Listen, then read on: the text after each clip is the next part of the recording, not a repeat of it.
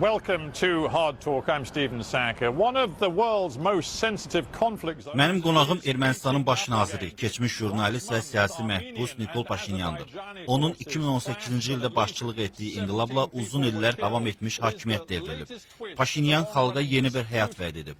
İqtisadi cəhətdən ağır vəziyyətdə olan ölkədə koronavirus böhranı, o cümlədən Rusiya, Türkiyə və Vaşinqtonun təzyiqləri xalqın inqilaba olan ümidlərini qırıb. With fighting old battles.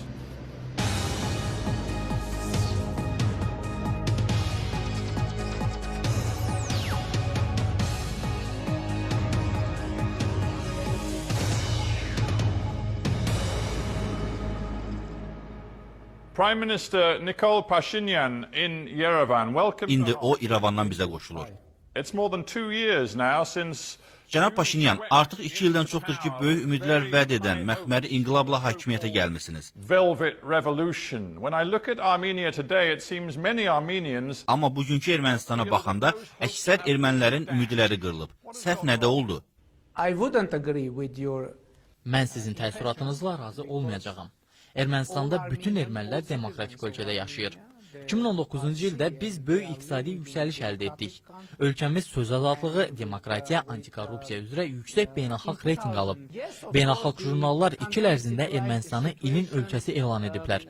Doğrudur, pandemiya inkişafımızı ləngidib. Fly, but we will continue. Yeah, I do want, I want to talk fly. about the pandemic because I know it's been very difficult. Bunu mən bilirəm, mən başqa aspektdən soruşuram. We get to that, I want to look at one other aspect of. Vətəndaşların gözləntiləri özünü doğrultmadı. Siz hakimiyyətə gələndə Azərbaycanla sülh yolu ilə dil tapacağınızı demişdiniz. You came to power talking about finding a path to peace with Azerbaijan, and yet in the last month. Son ayda Dağlıq Qarabağ ətrafında baş verən hərbi münaqişə hər iki tərəfdən tələfatların olması onu göstərir ki, hər şey olduğu kimi davam edir, dəyişiklik yoxdur. Both sides, it looks as though it's business as usual, not change. Peace can't be achieved. Sülh cəhdləri Ermənistanın bir tərəfli cəhdləri ilə əldə edilə bilməz. Əgər Azərbaycan Ermənistanın səylərinə qarşılıq versəydi, biz real sülhə nail olardıq. Ermənistanın baş naziri olaraq mən yeni sülh formunu təklif etmişdim.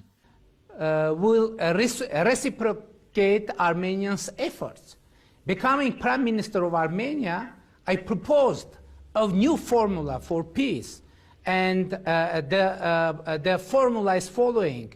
Formula bundan ibarətdir ki, Qarabağ probleminin istənilən sülh həlli həm Ermənistan, həm Dağlıq Qarabağ, həm də Azərbaycan xalqı üçün qəbul edilən olmalıdır. And I'm first Armenian leader ever. Və mən yeganə Ermənistan lideriyəm ki, Azərbaycan xalqını da düşünürəm. Amma təəssüflər olsun ki, Azərbaycan prezidenti buna qarşılıq vermədi. Unfortunately, Azerbaijani president didn't reciprocate to my proposal. But actions speak louder than words, Prime Minister, and what we saw in mid-July was Armenian. Amma cənab nazir, hərəkətlər sözlərdən daha uca eşidilir. İyulun ortalarında Ermənistan hərbi qüvvələri Azərbaycanın münaqişə xəttindəki kəndlərini atəşə tutması nəticəsində dinc sakinlər həlak olub. Bundan sonra döyüşlər başlayır. Of course, produced a tit-for-tat response and the prolonged military clash. Bu isə sübut edir ki, sizin siyasətiniz sülh əldə edilməsinə hesablanmayıb. Azerbaycan started military attack. Hərbi hücumu Azərbaycan başlayıb. Uzun müddət ərzində Azərbaycan prezidenti hərbi ritorikadan çıxış edərək Dağlıq Qarabağ münaqişəsinin hərbi yolla həll ediləcəyini deyir.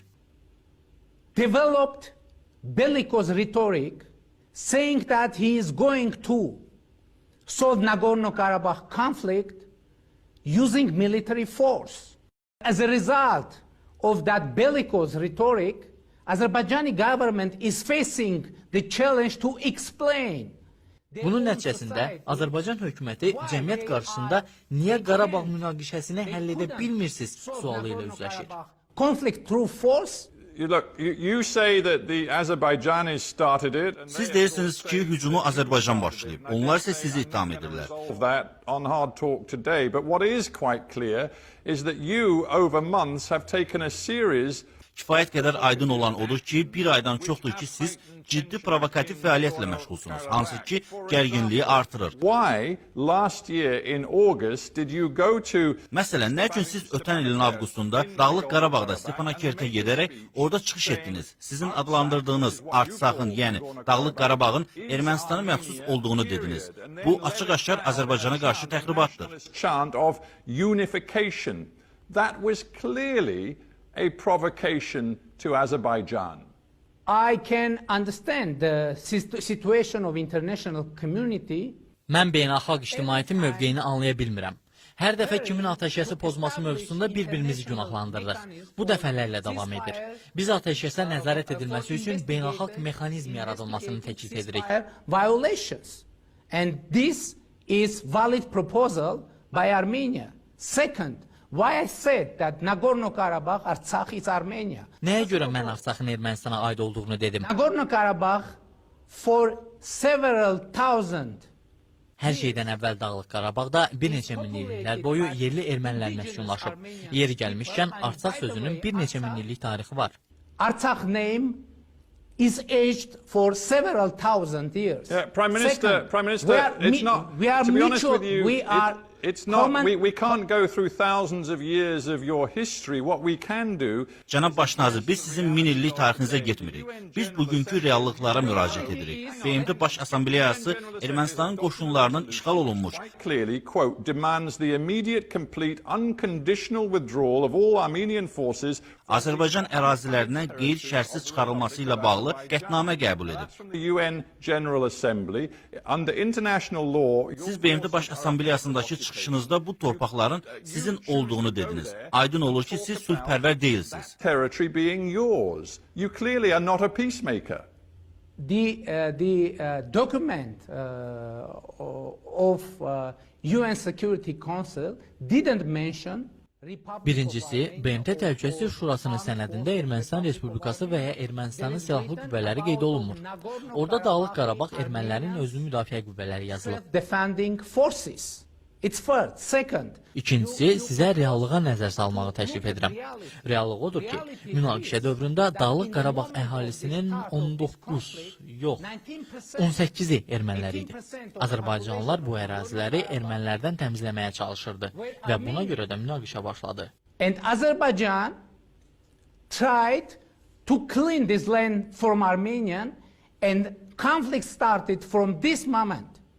But my question, Prime Minister, is about how you make good on your initial promise to. Cənab Baş nazir, mənə maraqlıdır ki, siz necə sülhün təmin olunmasını vəd edirdiniz ki, sizin başçılıq etdiyiniz hökumət Ermənistandan Dağlıq Qarabağa magistral yolun çəkilməsini planlaşdırır. Bu yol Azərbaycan ərazisindən keçir. Bu plana baxan Qafqaz regionu üzrə olan mütəxəssislər bunun beynəlxalq hüququn pozulması kimi dəyərləndirdilər. Who've looked at this plan and who specialize in Caucasus politics have described it as a violation. Bu Dağlıq Qarabağın işğalını qəti şəkildə sübut edir.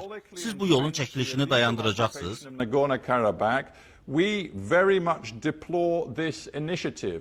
Will you stop building that road? It isn't Armenian government to build any road in Nagorno-Karabakh. It's Nagorno-Karabakh government Ermənistan hökuməti Dağlıq Qarabağda heç bir yol çəkmir. in the framework of interest of her own population. Bunu edən öz xalqının maraqları üçün Dağlıq Qarabağ hökumətidir. People are living. Human beings are living, and they have needs. Needs for supplies, needs for food. Dağlıq Qarabağda insanlar yaşayır və onların təchizat, ərzaq, nəqliyyat kimi ehtiyacları var. Is exercising the policy of isolation and blockade for Nagorno-Karabakh, and by the way for Armenia too. Prime Minister, I began this interview by saying that you came to. Baş nazir, mən intervyuya başlayanda dedim ki, siz hakimiyyətə böyük ümidlər və islahatlar vəd edərək gəlmisiniz. Armenia, its nationalist position on Nagorno-Karabakh. Mən səmimi olaraq hesab edirəm ki, siz bu məsələdə milliyyətçi mövqedən çıxış edirsiniz. Amma siz öz sələflərinizdən heç nə ilə fərqlənmirsiniz. Ermənistan xalqı üçün problemin həllində heç bir yenilik edə bilmirsiniz. Where is the evidence that on this core issue for the Armenian people, you're bringing something different to the table? I won't agree with you Mən mövqeyimin millətçi adlandırılmasında sizinlə razı deyiləm. Çünki Dağlıq Qarabağ erməniləri real təhlükə altındadılar. Biz nə təklif edirik?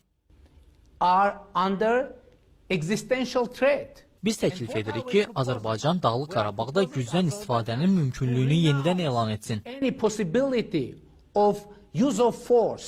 Burada razılaşmalı olduğumuz sadə bir düstur var. Dağlıq Qarabağ münaqişəsinin hərbi yolla həlli yoxdur. Formula. There is no military solution for Nagorno-Karabakh conflict. All right. Yeah, I understand the point you're making there. Let me just Mən burada sizin fikrinizi anladım.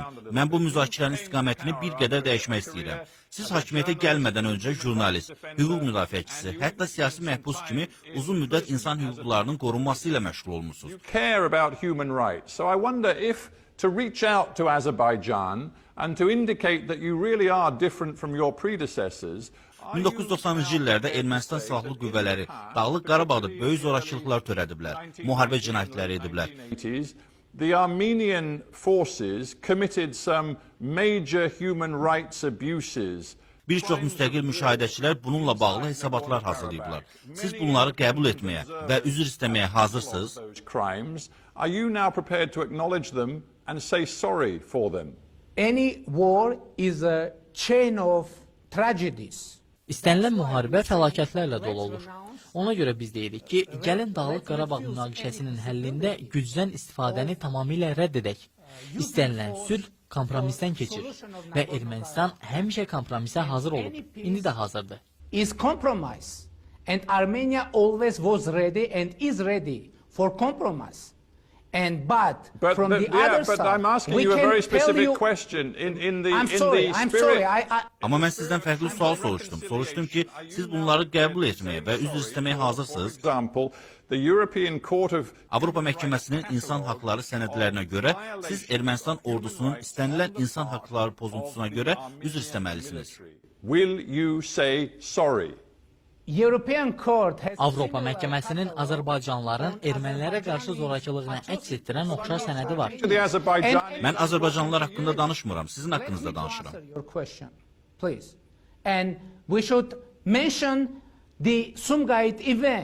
Biz Sumqayıt hadisələri haqqında danışmalıyıq. In late 1980s, when Azerbaijani government and Azerbaijanis Bu 1980-ci illərin sonunda baş verdi. Azərbaycan hökuməti və Azərbaycanlılar Sumqayıtda yaşayan ermənilərə qarşı təcavüzə başladılar. In Azerbaijani capital, and this whole issue is an issue. I just wanted to know whether you're prepared to take responsibility. Mənim sualım çox sadə idi. Siz Ermənistan ordusunun vəhşiliklərinə görə üzr istəməyə hazırsınız? It's quite simple, yes or no. It should be proved. Sübut olunmalıdır ki, kim bu vəhşilikləri edib? These atrocities, and I think Armenians of Nagorno-Karabakh, Dağlıq Qarabağın erməni və Azərbaycanlı əhalisi qurbandılar. Biz bunu sübut edə bilərik.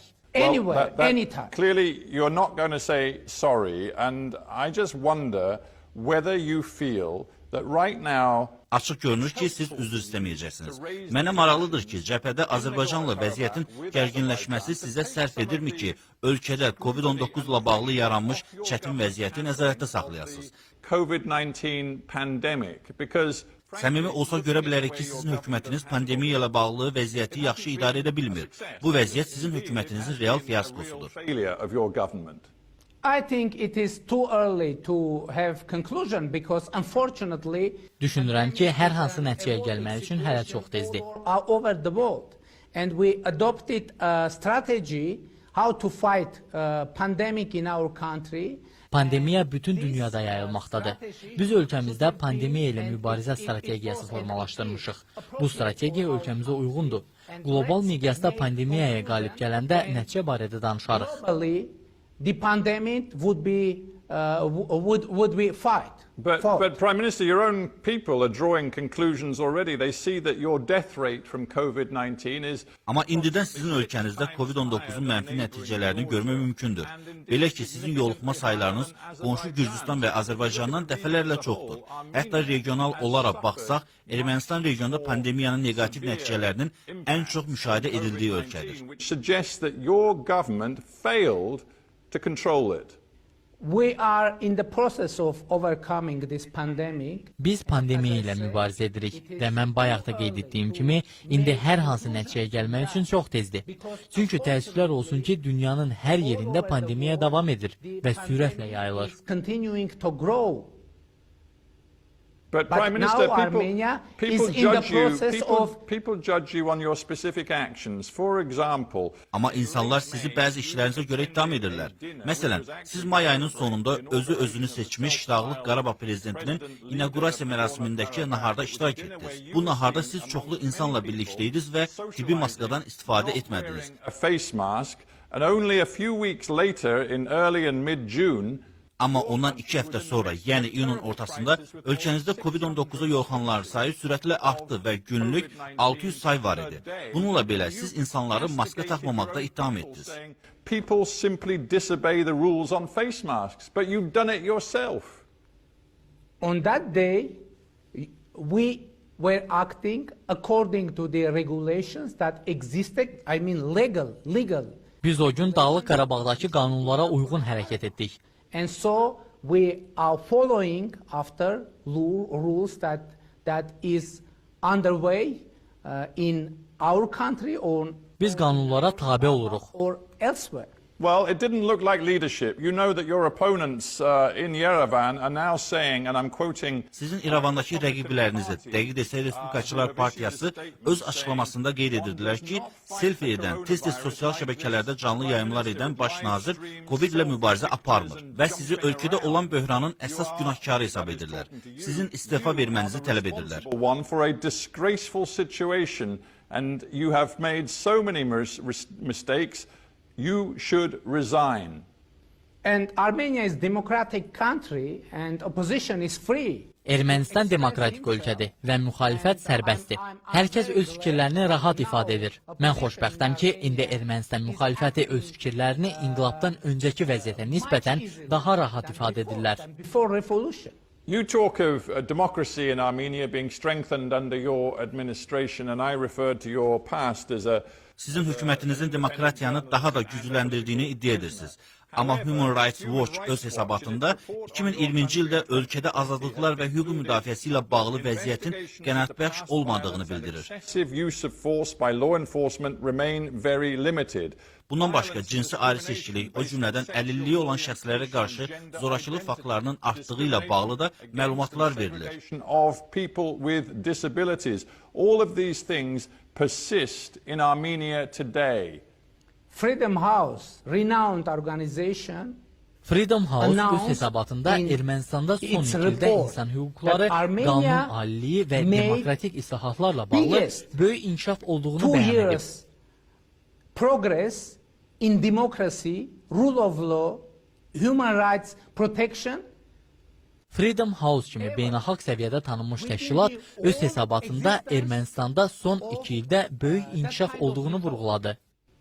Freedom House, internationally recognized organization, said that Armenia made biggest progress ever within 2 years. Yeah, and I've just told you what Human Rights Watch have concluded. There are people inside your country who fear. Mən sizə Human Rights Watch haqqında danışdım. Ölkənizdə bir çoxları sizin siyasi motivlərlə hərəkət etdiyinizi. Hitting back at some of your political enemies, in particular the decision you've taken to suspend 3 judges on the Constitutional Court.